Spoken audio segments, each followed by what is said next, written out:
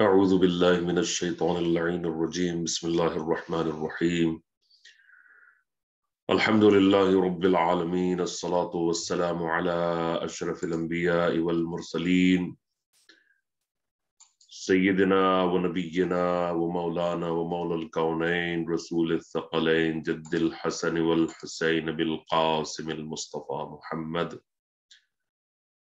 وآله الطيبين الطاهرين المعصومين المظلومين المكرمين المطهرين المنتجبين المنتخبين والعاقبة للمتقين والجنة للمطيعين والنار للعاصين واللعنة الدائمة الباقية على أعدائهم من الآن إلى قيام يوم الدين أما بعد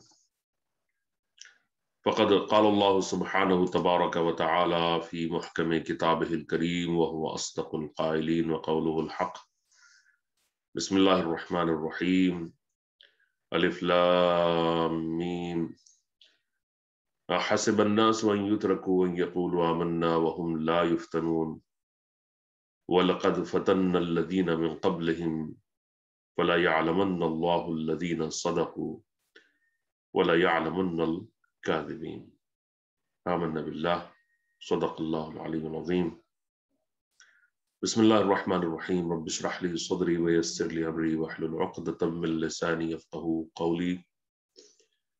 Dear viewers, Inshallah, today we'll discuss an Islamic concept,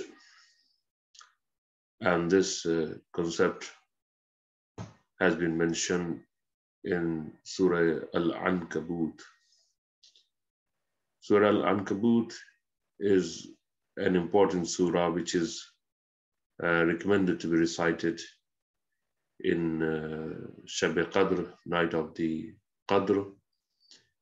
So it's appropriate that we know a few at least messages from this important surah of the Quran.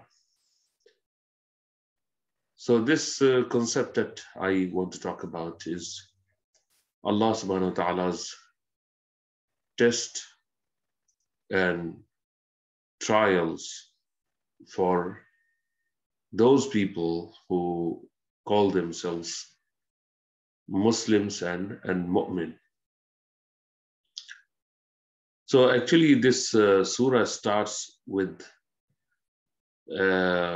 this discussion, and Allah subhanahu wa ta'ala is declaring that أَحَسِبَ النَّاسُ أَن يُتْرَكُوا أَن يَقُولُوا آمَنَّا وَهُمْ لَا يُفْتَنُونَ. Do people imagine that they will be left off on just saying we believe and they will not be tried? So as you can see, Allah subhanahu wa ta'ala has made it clear that whenever somebody declares that he's a mu'min, that he's a Muslim, is a believer, he should now get ready to be tried by Allah subhanahu wa ta'ala, just like, in our normal life, when we go to a college or university or to a school, etc., and we say that now I've reached a level of knowledge. And sometimes people might be right, and sometimes people might not be right, and they may be perhaps under the wrong impression that they have knowledge, but they may not have knowledge. And sometimes there will be people who would be just lying outright and saying things which are not right, correct.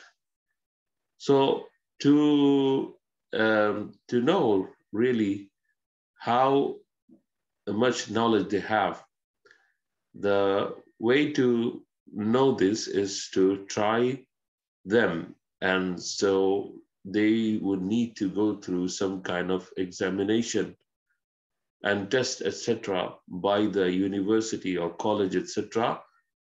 And through that process, it would become clear for the person himself that how much knowledge he has acquired or how much knowledge he has. So this is a process, something that is important, and it is something that is important even for the person himself, not just for the university. So this is ayah number, you can say 2, because the ayah number 1 is Alif Lam Mim. So I gave you the translation and short explanation of this. So let's look at the second ayah, where Allah subhanahu wa ta'ala has made the same point that I'm talking about even clearer. And he says, وَلَقَدْ فَتَنَّ الَّذِينَ مِنْ قَبْلِهِمْ فَلَا يَعْلَمَنَّ اللَّهُ الَّذِينَ صَدَقُوا وَلَا يَعْلَمَنَّ الْكَاذِبِينَ. And certainly we tried those before them, and assuredly Allah knows those who speak truly, and assuredly He knows the liars. So there are a couple of things mentioned in the ayah. I'm talking about the translation of the ayah only. وَلَقَدْ فَتَنَّ الَّذِينَ مِنْ قَبْلِهِمْ. So this part is important. Allah subhanahu wa ta'ala said, certainly we tried those before them. So this trial and these trials and tribulations that you might be going through are not new. It is Allah subhanahu wa ta'ala's tradition. It is something that has been happening even in the past and to the people before you. So you should not think even for a moment that that you are the only being, you are the only person, or you are the only nation or community who's going through these challenges and problems and hardship and difficulties, etc. No, there were people before you, and this has been a sunnah of Allah subhanahu wa ta'ala. And the reason Allah subhanahu wa ta'ala is mentioning why Allah subhanahu wa ta'ala allows this to happen is فَلَا يَعْلَمَنَّ اللَّهُ الَّذِينَ صَدَقُوا وَلَا يَعْلَمَنَّ الْكَاذِبِينَ. The reason is Allah subhanahu wa ta'ala wants the people themselves to know who speak truly and those who are liars. You know, there are people who are munafiq, there are people who are hypocrites, they are not real Muslims, they are there just to, deceive people, deceive themselves even sometimes. So it's important that it's made clear that they cannot just get away with their statement, and they would need to go through this process of vetting and this process of examination and trials and tribulations, etc. So this is not going to be just simply a statement. It has to be proved with some solid evidence. So Allah subhanahu wa ta'ala does this, and it's important that we understand this, and we are not required to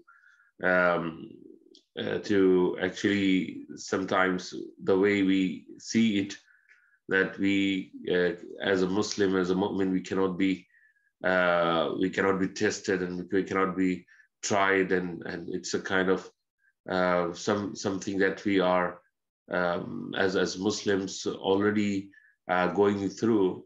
No, this is not true. Allah subhanahu wa ta'ala has made it clear this is for everybody, and nobody can escape this.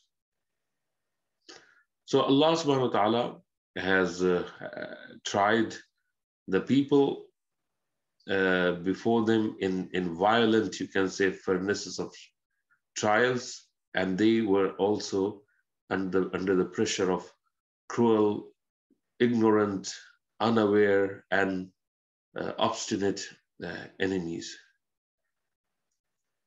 Now, the Arabic word fitna Allah subhanahu wa ta'ala has used this word here. The word fitna means to melt gold in order to separate its impure parts.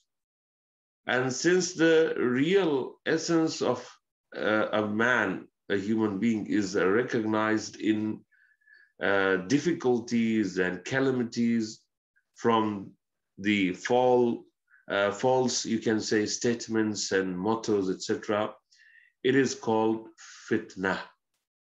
It is called fitna for the people as well. So when gold is thrown in the furnace and it's melted, and then its impurities are taken out through this process, in the same way, a mu'min has to go through these difficulties and calamities, etc., so that all his faults and impurities that may be spiritual, etc., may be found in the person, may be removed. It must be so, I would say, because in the case of claiming faith, everyone can introduce himself as the best of believers, the best of mujahideen, and best of, devotees of Allah subhanahu wa ta'ala. The weight, the value, and the worth of this claim must be estimated by means of examination. So Allah subhanahu wa ta'ala puts us through this examination process, and through that we come out better people. Definitely we know how much iman we have, how much faith we have, and how much mu'min we have become. So it is the practical effects and the evidences of the deeds, that is, whoever has in whatever iman or faith he may have internally in his interior, he must show it externally as well. So this is the meaning of knowledge with respect to these aspects when they are used about Allah subhanahu wa ta'ala. Allah subhanahu wa ta'ala knows what's in the hearts of the people, and he knows who a person is. But sometimes a person himself may not know who he really is. He may think that he's a firm believer, but when he faces the challenges and he's put through some trials and tribulations, he himself comes to realize this realization that I may not really possess that kind of firm faith and strong iman, and so he might then work harder to improve himself and make himself a better person. So in other words, this world is like a university or a farm. In a university, the talents are challenged, and there are competitions, etc., and where people show their competencies and their abilities, whatever they may have. And so this process of challenges, etc., in a university or college, etc., a person reaches the level of potential that he may actually have, but it may be hidden, and that can only be brought out through this process of challenges and competitions and examinations, etc. So there's another example, and the example is the example of a farm. This world is like a farm. So in this farm, the seeds must be planted, and the sprouts must come out of these seeds. These sprouts come out from the land, grow to be small plants, and finally become some tall, fruitful trees. These things are not possible without going through this process of this seed being germinated in the heart of the ground and heart of the land. So it's not possible without this experience and this examination that every person or every qawm or nation has to go through. So by this method, we understand that the divine trials are not only for knowing persons, but they are for fostering the talents, and that they are open to you can say challenges and competitions and trials and tribulations and hardships, etc. So this was an important point that we have alhamdulillah understood today. We inshallah will discuss some other points later in other parts of the this small short lecture series. So some people, we are living in the West. Some people may be in some environments which are polluted from all sides, and where there are temptations at every step of their lives. And so this could also be a test. I wanted to make this point because sometimes people may be living in a very luxurious kind of environment where they don't see problems and challenges in their lives, and their lives are very comfortable, and they are very happy. Whatever they need, they have at their so they may think that these are not trials. There are no trials and tribulations for them.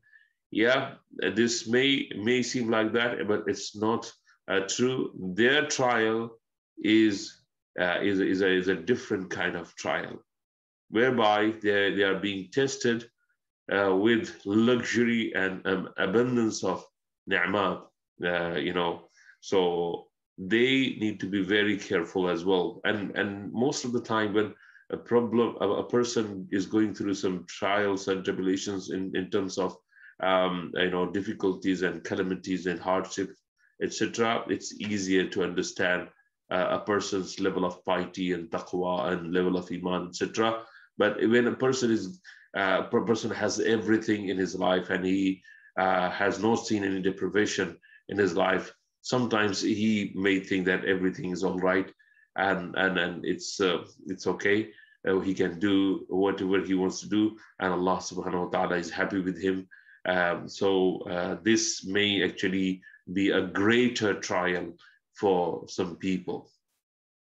So we need to then be extremely cautious, and we need to examine ourselves even further, where we may see a lot of abundance of everything, because this material world and this civilization, it's based on this notion that everything has to be available, and everything has to be given to me, and I need to live a very luxurious life, even at the expense of hardships and difficulties of other people. So this is actually a greater kind of trial and greater difficulty, probably not in this world, in the hereafter, where a person will realize that he has lost the opportunity to be eternally happy just by being happy for a little while in this world. A person may lose his akhirah. So personally, I would say the mu'mineen who have everything in this world, in this life, they should actually be more cautious, and they should examine their lives and see whether they are actually living a life which Allah subhanahu wa ta'ala likes, or the kind of life that the shaitan actually likes. And this is a trial for them, and if they fail in this trial, they would be eternally disappointed and unhappy. So with these few words, I'd like to conclude today's small talk. Inshallah, we'll come back with another important lesson from the same surah or from the Quran, inshallah. And inshallah, we'll try and learn something during this month of Ramadan and try and change ourselves to become a better believer and a better mu'min, inshallah ta'ala. Wassalamu alaikum wa rahmatullahi wa barakatuh.